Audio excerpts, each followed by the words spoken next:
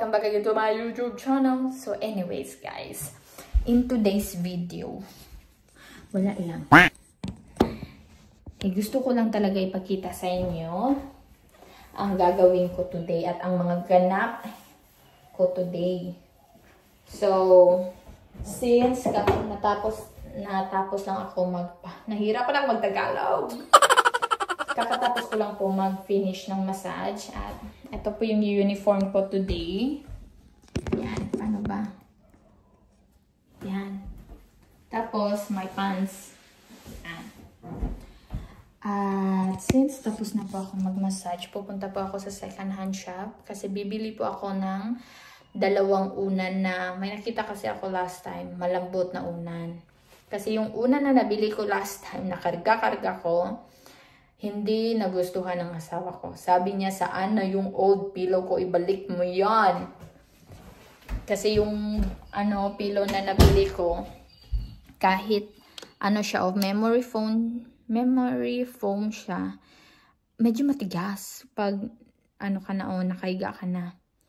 And yeah, ngayon, kukunin ko lang yung bag ko at yung susi. Check natin kung may susi ba. Tapos, yeah, yun na. Bibili na ako ng pillow. Pagkatapos na to, maglalaba ako, mag-aayos ako ng bahay. At isasama ko kayo, papakita ko sa inyo yung caravan ko. Mini-message ko yung mga client ko kung meron ba silang alam na karpentero para mag-ayos ng caravan o mag-renovate ng caravan ko. Kasi kailangan ko talaga. Gusto ko gawing studio yung caravan ko. Kaso yung nanay ng asawa ko, sabi niya, ibenta mo na lang yan. Oh. Benta. Tapos, minsan kasi pag ibibenta natin yung mga old gamit natin, kung yun bang magamit pa, tapos, pag ibenta mo, hindi na same value yung makukuha mo. Kasi yung mga tao, talagang ilo-lower ang price. Babargain. Ngayon, ilalak natin yung doors. Mahirap na. Kailangan natin ilak.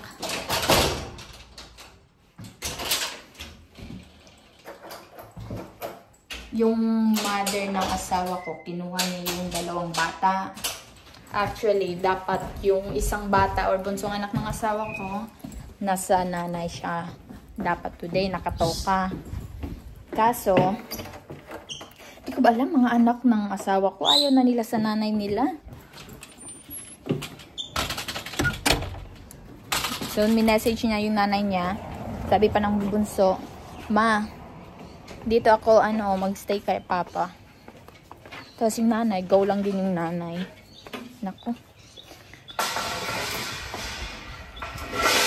Marami-raming mga bagay na ayusin ko today.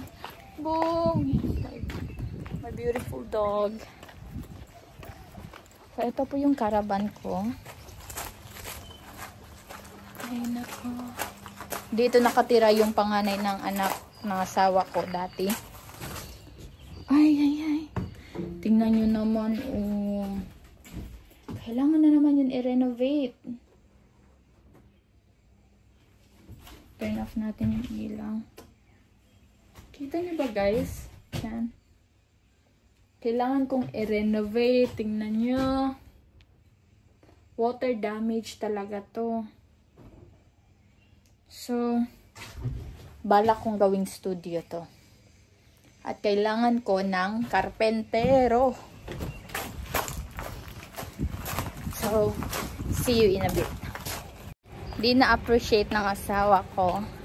So, binilhan ko siya ng bagong unan. Kaya sinabihan ko siya, di mo man lang in-appreciate na yung effort ko na. Nagbili ako ng unan. Sinugurado ko na maayos yung yung tulugan mo. Sabi niya, thank you. Ganon lang siya. Sabi niya pa, thank you. Balik mo na unan ko. So, bibili tayo ng panibagong unan guys. Yung malambot.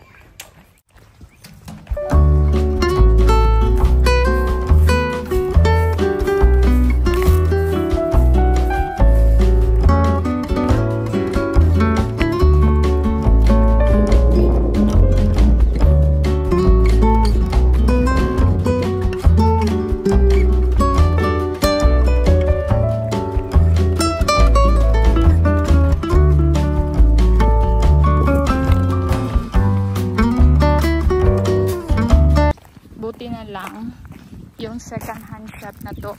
They always open at 8:30 AM. So, hindi pa mainit. Pwede na kayong pumunta dito. Ganda na to.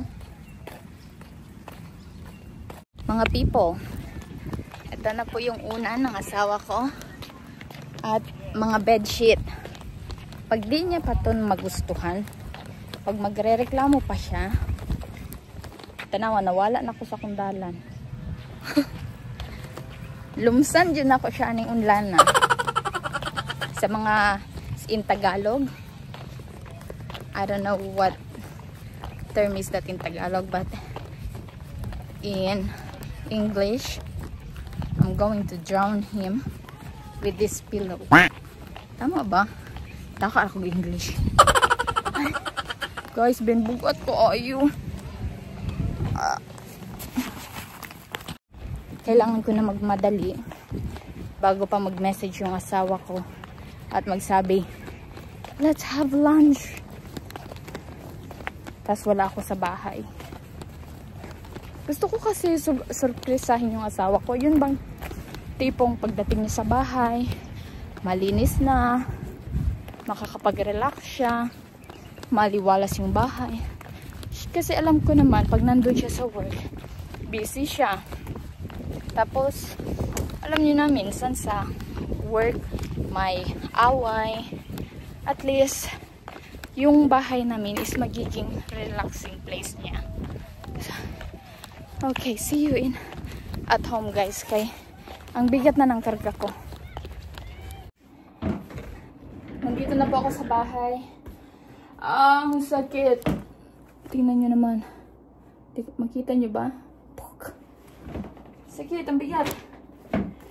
Pero worth it po yung it's up to you. Tingnan nyo yung asawa ko. Sabi niya pa sa akin, it's up to you. Mag-lunch daw kaming dalawa. Anyways, ipapakita ko po sa inyo yung nabili ko. Maliban sa pillow na to. Tingnan nyo naman. Ang ganda, diba? Tapos ang soft-soft niya na.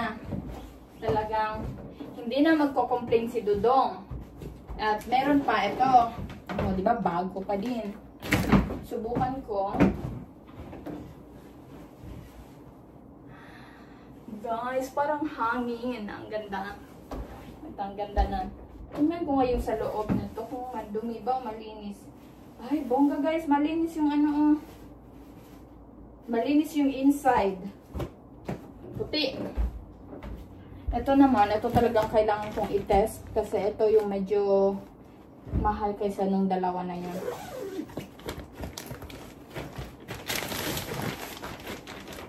Yan. Feel ko siya. Ay, perfect! Sana ito na lang agad yung binili ko last time. Tapos, wala din siyang yellow. So, it means, bago pa talaga siya, malinis. Actually, ito pala yung case niya. Tapos, yung tunay na pillow, ito, nasa loob. Yan. Bet. Okay na. Happy na ako dito. At, init. Ito naman yung jeans. Tingnan nyo. Tapos may mga pocket. Ano lang oh, alam nyo magkano yung price nito last time? Nasa $10. Tapos palagi kong binabalik-balikan to. Sabi ko mahal pa rin. Tapos ngayon, binaba na nila. Naging $5 na lang. Sukatin ka. Kasi di ko siya sinukat doon sa shop. Sana kasya. Guys, kasya. Pati yung height or length niya. Tamang-tama lang. Bet. Worth it yung mga nabili ko today. Pag magla-lunch kami ngayon ng asawa ko, maglalagay ako ng pera sa bangko. Ayan. Ito naman is bedsheet. Bago din siya. Tapos nandito pa. Never pa talaga siyang nagamit. At yung price niya is $45. Gano'n na yan. Pero, nung ni-research ko kasi yung brand niya, alam niyo magkano yung ano na to? Yung bago nito is almost 200. Tapos ito, same brand. Ano lang din siya, oh. Yung price nito is 45. Same lang din sila. At ang kagandahan nito, diba, makita nyo talaga na hindi pa nagamit. Nandito pa yung nakalagay yung ano niya, oh. Yung karton. Sana yung karton. Ito yung punda niya.